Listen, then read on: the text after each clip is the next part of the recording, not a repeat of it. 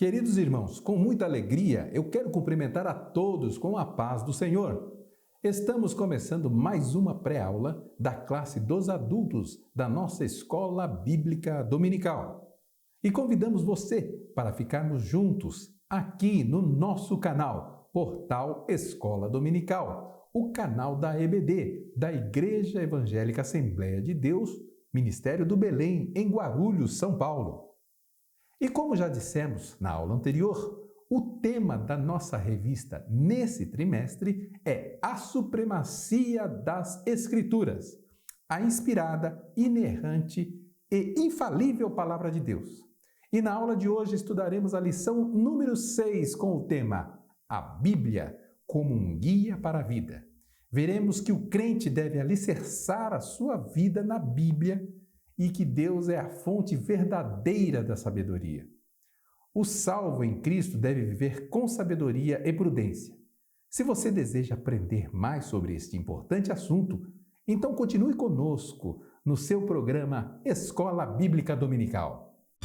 Curiosidade Bíblica. Você sabia que a chamada Epístola da Alegria é a carta de Paulo aos Filipenses e que foi escrita na prisão? Essas expressões de alegria aparecem cerca de 21 vezes na Epístola aos Filipenses. Vejamos o que nos diz o nosso texto áureo. Texto áureo. Lâmpada para os meus pés é a tua palavra, e luz para o meu caminho. Salmo 119, verso 105. A verdade prática nos diz: a Bíblia é um guia seguro para a nossa caminhada cristã. Alicerçados nos ensinos da Palavra de Deus, somos instigados a viver com sabedoria e prudência.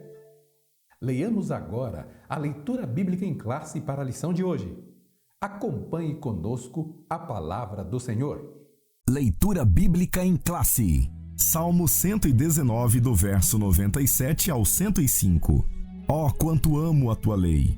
É a minha meditação em todo o dia. Tu, pelos teus mandamentos, me fazes mais sábio que os meus inimigos, pois estão sempre comigo. Tenho mais entendimento do que todos os meus mestres, porque medito nos teus testemunhos. Sou mais prudente que os velhos, porque guardo os teus preceitos. Desviei os meus pés de todo o caminho mau, para observar a tua palavra. Não me apartei dos teus juízos, porque tu me ensinaste. Ó, quão doces são as tuas palavras ao meu paladar, mais doces do que o mel à minha boca. Pelos teus mandamentos, alcancei entendimento, pelo que aborreço todo o falso caminho. Lâmpada para os meus pés é a tua palavra, e luz para o meu caminho. E a introdução da nossa lição nos diz que temos como propósito mostrar que a Bíblia é um verdadeiro guia para a nossa vida. Quem põe em prática seus ensinamentos será sempre considerado um verdadeiro sábio. A Bíblia é um livro divino que nos ensina a sabedoria de todas as áreas da vida. Neste livro está presente o que precisamos para viver de maneira que glorifique a Deus. Muito bem, vamos agora à análise da lição de hoje. A Bíblia como um guia para a vida. Verificamos, após essa introdução, que a Bíblia é esse livro que nos orienta para as questões mais cruciais da vida. Todavia, do que adianta uma pessoa acreditar na Bíblia ou acreditar que a Bíblia é inerrante, inspirada e infalível, se não acreditar na essência daquilo que está escrito? Ou seja, qual é a pergunta em si, enfática? Adianta eu entender que a Bíblia é inerrante, inspirada e infalível se eu não acreditar no que está escrito nela efetivamente? Ou, mais aprofundadamente ainda, eu só vou acreditar que a Bíblia é inerrante, inspirada e infalível se eu efetivamente acreditar no conteúdo da Palavra de Deus, na Palavra de Deus, e que essa palavra, ela é efetivamente a Palavra de Deus. A Bíblia só pode ser um guia se eu acreditar no que está escrito e se eu entender de forma correta o que está escrito. Assim, entender a Bíblia literalmente está mais atrelado a entender o que efetivamente o autor do livro quis dizer, conforme nós verificamos na aula anterior, a aula número 5. É necessário, para termos a Bíblia como nosso guia, acreditar na palavra de Deus, entender a palavra de Deus e não focalizar somente um aspecto da Bíblia numa compreensão reduzida de um tema especificamente, mas buscar a compreensão no todo da palavra de Deus. Neste aspecto, podemos iniciar os nossos estudos analisando o item 1 da nossa lição, que diz o seguinte: a Bíblia é um alicerce. O alicerce de um edifício dá suporte para todos os andares, para a construção de todos os andares. Todos os departamentos que vão estar dentro dos andares são beneficiados pelo alicerce. Assim é a nossa vida espiritual. O suporte que a palavra de Deus nos dá para o andar devocional, para a busca de uma experiência espiritual mais aprofundada, tal como a do batismo ou o renovo do Espírito Santo, a busca diária de oração, que vem na vida devocional e também da leitura da palavra de Deus, tudo isso nos traz suporte e alicerce para uma vida espiritual sadia. A palavra de Deus, conforme diz o item 2 da lição, ela é imutável. Seus ensinos são confiáveis, não erram e nem falham. Seus princípios têm aplicação hoje, assim como tiveram antigamente. Os padrões de ética e moral não sofrem alteração. A imutabilidade de Deus está diretamente ligada aos seus atributos, que não mudam. Deus, ele era santo e continua sendo santo e sempre será santo. Deus é um Deus de amor, Deus é um Deus onipotente, onisciente, onipresente. Os seus atributos são imutáveis.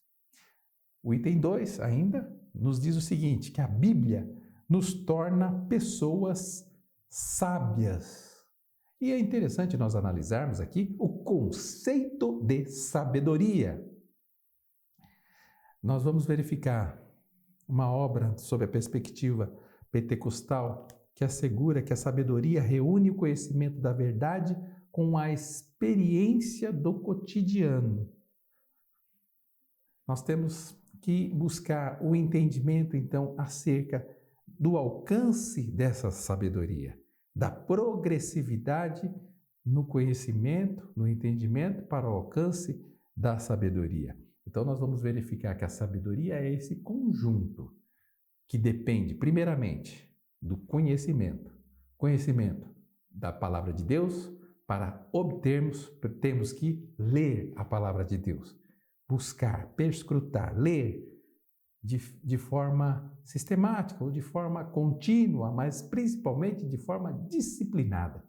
Temos que ler a palavra de Deus. Quando lemos a palavra de Deus, nós vamos ter o acesso ao conhecimento de Deus.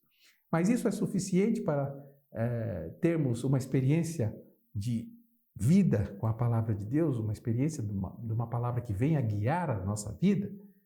Não, só o conhecimento não basta. Esse conhecimento ele precisa estar atrelado ao entendimento da palavra de Deus. O entendimento é a inteligência espiritual. Entender a palavra é tão importante como conhecer. Ou alguns dizem, inclusive, que é até mais importante do que o conhecimento. Porque quantos leem a Bíblia e continuam ateus, sem acreditar em Deus, lendo toda a Bíblia?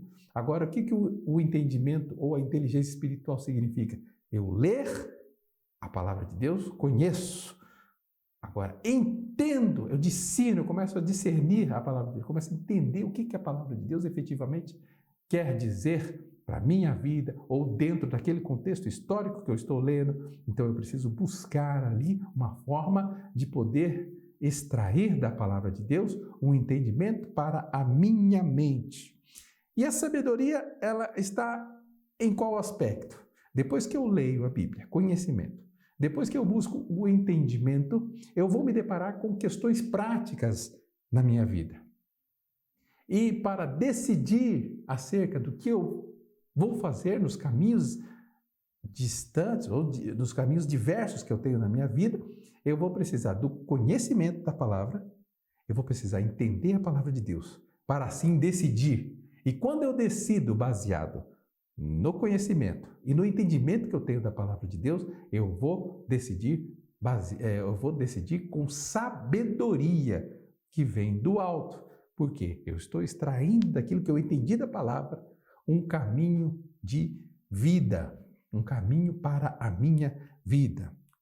É assim que nós buscamos a sabedoria, lendo, discernindo o entendimento, a inteligência espiritual e decidindo. E essa decisão, ela é muito importante porque é uma decisão sábia do ponto de vista de Deus, é uma decisão que vem do alto, decisão que vem de Deus para as nossas vidas. O que Deus deixou para nós foi a sua palavra. Então temos que ler a palavra, buscar o entendimento para poder decidir com sabedoria. Qual é a fonte da sabedoria? Deus é a fonte da sabedoria. A sabedoria é um atributo de Deus, portanto, uma fonte direta para nossas vidas, adquirida progressivamente, conforme nós falamos, por intermédio da leitura bíblica. O temor do Senhor é o princípio da sabedoria. Temor não significa medo, mas o sentido de reverência, adoração. Quarto aspecto, os benefícios da sabedoria. O efeito da sabedoria é a efetivação da justiça no caso concreto. Nós vamos lembrar do caso que aconteceu com Salomão, quando o rei beneficiou uma mãe que disputava uma criança judicialmente e que trouxe ao rei para apreciar aquela demanda. A mãe verdadeira daquele filho, na causa que fora apresentada a Salomão, a mãe verdadeira foi beneficiada, o filho foi beneficiado, a justiça foi beneficiada por causa que a verdade prevaleceu. Então, sempre quando a verdade prevalece, prevalece a justiça. Quando uma decisão é feita com base nos princípios orientadores da palavra de Deus, nós vamos extrair dessa decisão a sabedoria que vem de Deus. Uma decisão sábia é uma decisão justa, e uma decisão justa nos traz o conhecimento da verdade. Bom, vamos para o item 3 aqui, que é um item importante, e eu chamo a atenção de todos que estão nos ouvindo para que nos atentemos à questão da Bíblia e a prudência para a vida. A Bíblia e a prudência para a vida. De acordo com alguns ícones da filosofia, nós vamos citar aqui Jacques, que diz o seguinte: a prudência, assim entendida, é um prelúdio ao conhecimento e deve então ceder o passo a outra forma de prudência mais alta. A filosofia aponta para o caminho que a prudência seria um prelúdio ao conhecimento, prelúdio, algo que antecede o momento principal. Antigamente, em algumas igrejas denominacionais, nós tínhamos, antes do início do culto, um período que era um período de um louvor congregacional, muitas vezes pela orquestra ou somente pelo piano, que era executado antes do início do culto. Aquele período era chamado período de prelúdio, era o prelúdio. Antes do culto existia um prelúdio, que servia para preparar o coração daqueles que estavam no ambiente cristão, dentro da igreja, para o início do culto. Então, nós vemos aqui que a prudência, ela tem esse aspecto também. É uma preparação para o alcance da sabedoria. Por quê? Eu preparo com a prudência, antes eu me preparo prudentemente para estudar a Bíblia, lendo-a, conhecimento, buscando entendimento, inteligência espiritual, para alcançar finalmente sabedoria. O termo prudência corresponde ao vocábulo grego phronesis e deriva do termo latim prudentia, que também equivale a sapiência. O conceito de prudência é objeto de reflexão ao longo da história da filosofia, e o seu sentido é constantemente ressignificado. Spinoza chega a asseverar o seguinte acerca da prudência: A verdade é que, para deduzir algo a partir unicamente de noções intelectuais, se requer muitas vezes um longo encadeamento de percepções, além de uma extrema prudência, perspicácia e a maior contenção. Contenção, que significa luta. Tudo coisas que é raro observar-se nos homens, razão pela qual eles preferem ser ensinados pela experiência a ter de deduzir todas as suas percepções de um pequeno número de axiomas, que são máximas do dia a dia, sentenças que já estão pré-elaboradas na mente, né? E encadeá-las umas nas outras. Então, o que o filósofo Spinoza está falando aqui, para uma pessoa deduzir algo, ela, de forma rápida, ela se atenta às suas percepções empíricas, ou seja, ela tem uma percepção natural, ela já tem um conceito próprio daquilo que significa uma situação da vida, e ela mesmo deduz qual é o caminho que ela deve tomar. A pessoa está atravessando uma rua e vê um cachorro ali próximo, ela deduz, aquele cachorro ele vai atravessar a rua. A pessoa para, vai até lá, retira o cachorro da frente. Então são máximas que já existem na mente, as ações derivam daquilo que já está a título de informação. E na filosofia de Spinoza, que é esse que nós acabamos de ler, que é um filósofo holandês que viveu entre 1632 e 1677, considerado também um dos grandes poentes da filosofia moderna, o sentido de prudência foi inicialmente utilizado como um princípio que denotava precaução e se servia do termo latino caut, que também pode ser traduzido como prudência. Caut vai te lembrar de alguma coisa. Esse princípio cauteloso, indicado por Spinoza, foi mencionado em suas correspondências e reconhecido como um preceito. A palavra caut lhe servia como um selo para suas cartas e denotava um tipo de conselho. Nós vamos verificar aí a prudência relacionada com cautela, prudência e cautela.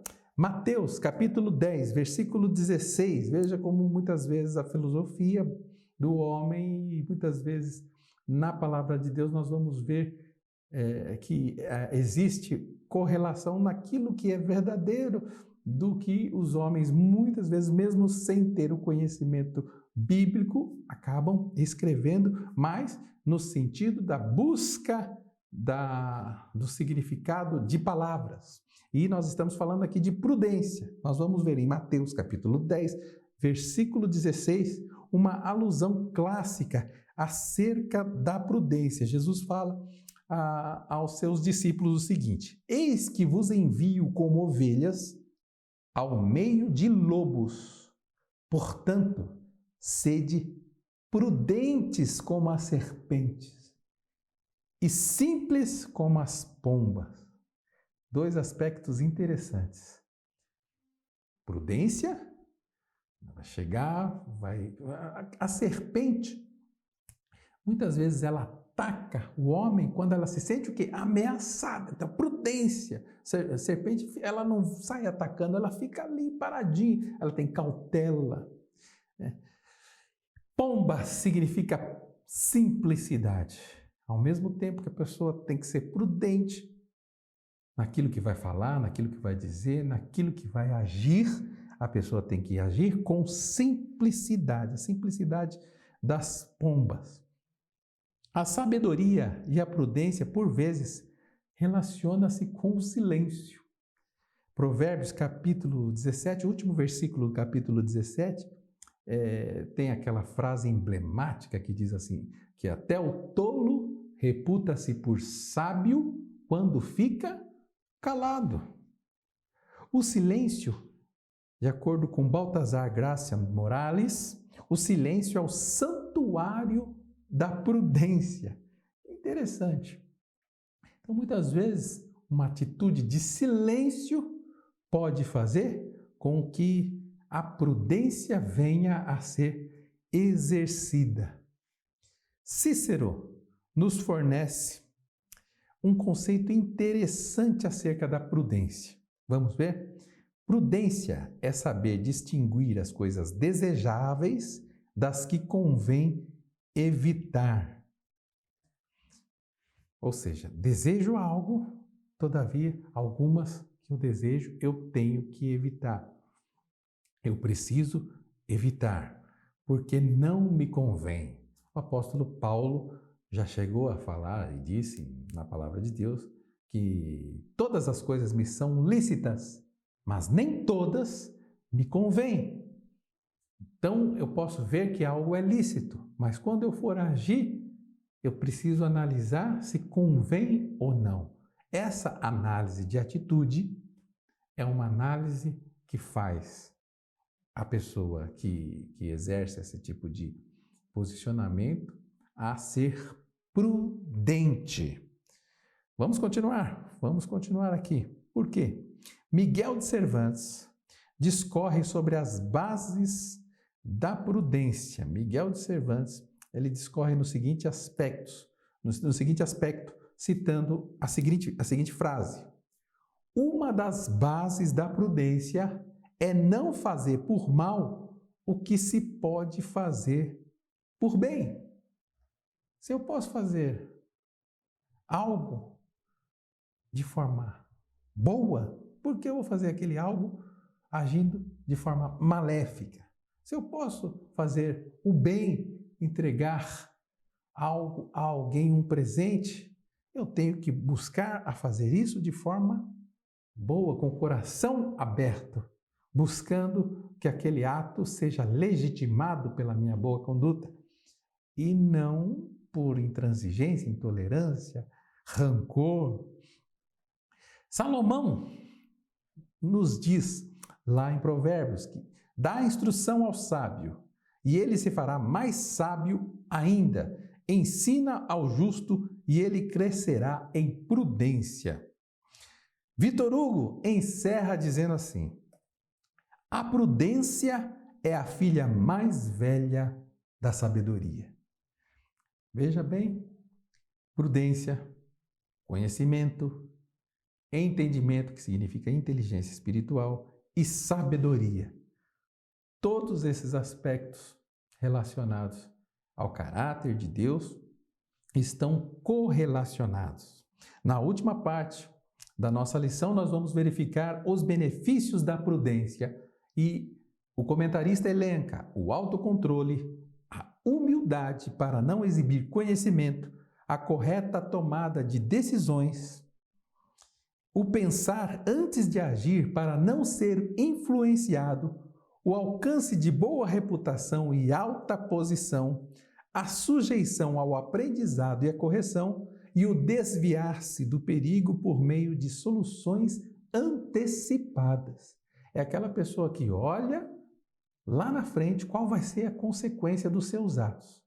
Então, antes de pôr o pé no perigo, antes de passar ligeiramente ali por uma situação de desgaste, a pessoa nem põe o pé. Ela já olha e já consegue ter a visão do que vai ocorrer lá na frente. Observadas as relevantes questões estudadas nessa lição, vemos que a Bíblia, em todos os seus aspectos, e ainda mais quando nos atentamos para a sabedoria e a prudência, a Bíblia é um guia efetivo para a nossa vida. Ela é lâmpada para os pés e luz para o nosso caminho. Vamos agora às nossas considerações finais? A conclusão da nossa lição de hoje nos diz que a Bíblia é um guia seguro para a nossa caminhada cristã. O texto sagrado aponta para Cristo, o único caminho que leva à vida. Nessa nobre tarefa, a imutável palavra de Deus alumia o caminho que devemos trilhar. Assim, por meio da obediência às Escrituras e o temor de Deus, recebemos sabedoria e prudência em nosso andar como filhos da luz. Muito bem, vamos fazer agora o nosso momento de oração. Pai querido, glorioso, amado e santo, nós te agradecemos, Senhor, por te conhecer. Queremos, Senhor, te pedir, continue nos ajudando, Senhor, dando-nos força para buscar conhecimento, revelando, Senhor, de forma específica o entendimento, Senhor, das coisas que tu tens em tua palavra. e também que o Senhor possa nos dar sabedoria, mas que antes de tudo, Senhor, a prudência possa alumiar o nosso caminho. Te agradecemos por tudo, em nome de Jesus. Muito bem, chegamos ao final de mais uma pré-aula e hoje aprendemos algumas importantes lições sobre a Bíblia como um guia para a vida. Na próxima semana, estudaremos a lição número 7 da nossa revista de adultos com o tema A Bíblia Transforma as Pessoas. Queremos agradecer a você por ter acompanhado conosco o estudo dessa importante lição. E se você gostou desse vídeo, se inscreva no nosso canal que está aparecendo na sua tela aqui abaixo. Ative o sininho para você ficar por dentro da nossa próxima pré-aula e compartilhe com seus professores, com seus alunos ou com seus amigos e irmãos da sua igreja ou das suas redes sociais. Que Deus em Cristo Jesus abençoe a todos e até a próxima pré-aula, permitindo Deus. E não se esqueça, vivamos o dia de hoje como se Cristo voltasse a qualquer momento. Até lá!